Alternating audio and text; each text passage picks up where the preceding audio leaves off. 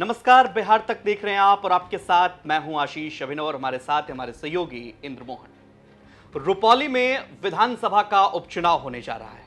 रुपौली पूर्णिया लोकसभा क्षेत्र के अंतर्गत आता है और इस बार पप्पू यादव यहां से निर्दलीय सांसद बने। अब सवाल ये कि जब विधानसभा का उपचुनाव होगा तो पप्पू यादव क्या कोई धर्म संकट में पड़ेंगे? क्या पप्पू यादव महागठबंधन कैंडिडेट के लिए प्रचार करेंगे? क्योंकि अब तक राजनीतिक बयानबाजियों के हिसाब से अगर देखें तो कई सारे राजनीतिक विश्लेषक और वरिष्ठ पत्रकार मान रहे हैं कि पप्पू यादव के साथ जो तेजस्वी ने किया, अब पप्पू यादव उसका बदला लेंगे। इंद्रमोहन सर, क्या लगता है, पप्पू यादव क्या रुपौली विधानसभा में वाकई कोई बदला लेने के मूड में है? क्योंकि पहले विधायक थी बीमा भारती, अब उनकी सदस्यता गई, इस्तीफा दिया उन्होंने, और अब क्या लग रहा है यहां पर क्या होने वाला है? और पप्पू यादव के लिए क्या कोई सच में धर्म संकट वाली स्थिति है? देखिए, सबसे पहले तो ये बात बिल्कुल जेहन से नहीं हटाना चाहिए कि जेडीयू की सीट रही है रुपौली सीट से जेडीयू की बीमा भारती चुनाव जीतती रही है। बीमा भारती इस बार आरजेडी में चली गई, लोकसभा का चुनाव लड़ा, उनकी सदस्यता चली गई। जब विश्वास मत आया तो उसमें वो आरजेडी के उस वक्त वो जेडीयू के पास थी, लेकिन बाद में वो आरजेडी के पाले में गई और उनको टिकट लेके चुनाव लड़ाया गया। हालांकि एक उस सीट पर, पूर्णिया लोकसभा सीट पर उनकी जमानत जब्त हुई है। सिर्फ 27,000 के आसपास वोट उन्हें मिले हैं। ये भी बड़ी चौंकाने वाली बात है कि जिस राज्य में, पूरे राज्य में देखें तो आरजेडी ने हर एक सीट पर टक्कर दी, लेकिन पूर्णिया में एक तरीके से देखा जाए तो तेजस्वी का एक बयान था कि आप अगर वोट आरजेडी को नहीं दे रहे हैं तो आप एनडीए को दे दीजिए, निर्दलीय को मत दीजिए, पप्पू यादव को रोकने के लिए। लेकिन वो बैकफायर कर गया और बैकफायर किया उसने, तो दो तरफा वोट बटे जिसमें पप्पू यादव चुनाव जीत गए। अब अगर आप देखें तो पूरे बिहार में सबसे ज़्यादा किसी नेता की चर्चा है जो एक्टिव है अपने क्षेत्र में, वो है पप्पू यादव।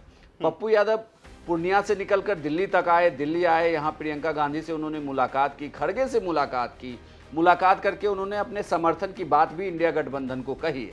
भले ही राज्य में तेजस्वी यादव अब मना कर दे, लेकिन केंद्र की सियासत में पप्पू यादव अब बड़ा फिगर बन चुके हैं, जिनके समर्थन से एक तरीके से कहें तो कांग्रेस भी मजबूत दिखाई देती है। 99 का आंकड़ा सियासत में 100 पे चला जाता है। तो सीमांचल की सियासत में बड़े जरूरी फैक्टर हो गए हैं पप्पू यादव। ऐसे में अगर आप बात करें, ये कहा जा रहा है कि जेडीयू ने जिस तरीके से कालाधर मंडल को अपना कैंडिडेट बनाया है, उसके बाद ये कहा जा रहा है कि यहाँ पर थोड़ी पेंच फंसी हुई है। पेंच ये है कि बीमा भारती अपने मन से अपना नाम नहीं ले रही कि आरजेडी उन्हें टिकट दे दे, क्योंकि अभी अभी उन्होंने लोकसभा का चुनाव चर्चा ये है कि उनके पति जो है वो निर्दलीय चुनाव लड़ सकते नहीं। चर्चा उसमें देखिए, ये चर्चा शुरू कराई गई है। ये चर्चा जानबूझकर इसे कहा गया ताकि उनके पति का नाम चलने लगे, और उनका नाम चलने लगे इसके बाद पार्टी विचार करे कि क्या इन्हें टिकट देना चाहिए या टिकट नहीं देना चाहिए। लेकिन इसके पीछे अब तर्क ये दिया जा रहा है कि जो बीमा भारती अपनी विधानसभा में भी, अगर वो रुपौली में भी वोट नहीं ला पाई तो क्या वो कैसे जब चुनाव जीतेंगी। ये बहुत बड़ी बात है उनके लिए कि इस चुनाव में उनसे नाराजगी बहुत है। उनके खिलाफ अब जेडीयू का पूरा खेमा है, जो जेडीयू उनके साथ हुआ करता था, अब वो उनके खिलाफ है। पप्पू यादव का खेमा उनके खिलाफ है।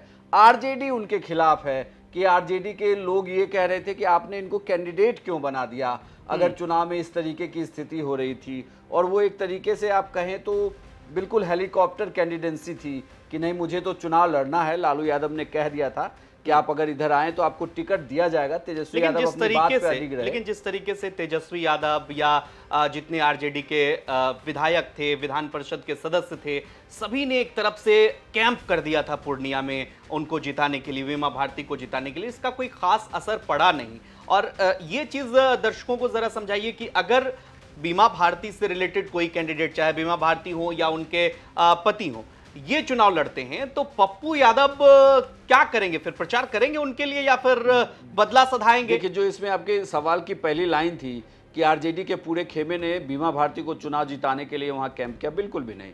वो पूरा खेमा ये चाहता था कि पप्पू यादव चुनाव हारे, बीमा भारती चुनाव जीते ना जीते। इसलिए कहा जा रहा था कि संतोष कुशवाहा वहां कुछ वोटों से चुनाव जीत सकते। जो हमारे कुछ एग्जिट पोल थे, वो एग्जिट पोल ये बताता था कि पूर्णिया में मामला इस तरफ भी जा सकता है, लेकिन पप्पू यादव ने वहां शानदार चुनाव लड़ा। बल्कि एक तरीके से कहें तो पूर्णिया की हवा पप्पू के पक्ष में थी, इसलिए वो चुनाव जीत गए। अब रही बात कि पप्पू यादव क्या बीमा भारती को समर्थन देंगे, पप्पू यादव ऐसा बिल्कुल भी नहीं करेंगे, क्योंकि अगर वो बीमा भारती को समर्थन देते हैं तो आने वाले दिनों में, आने वाले चुनाव में फिर उनके सामने एक कैंडिडेट खड़ा होगा, तो वो कभी नहीं चाहेंगे कि किसी कैंडिडेट के कद को इतना बड़ा कर दिया जाए कि वो आने वाले चुनाव में उनके लिए खुद कंपटीशन हो जाए। ऐसे में ये चर्चा तेज है कि इंडिया गठबंधन वहां ड्रॉप करेगी।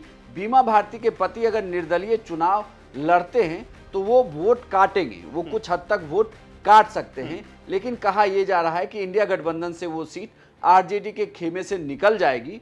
वो सीट सीपीआई की, पहले भी चुनाव वहां से सीपीआई नहीं लड़ी, बिल्कुल सीपीआई के खाते में वो सीट जाएगी। सीपीआई वहां अपना उम्मीदवार देगा, उस उम्मीदवार के पक्ष में सभी लोग चुनाव प्रचार करेंगे, बल्कि वो उम्मीदवार जो होगा सीपीआई का, उसका सिलेक्शन पप्पू यादव करेंगे। यानी कि उस उम्मीदवार के होने में पप्पू यादव का रोल बहुत बड़ा है। पप्पू यादव अगर उसके लिए हामी भरते हैं तो वह उम्मीदवार चुनाव में उतरेगा और चुनाव लड़ेगा।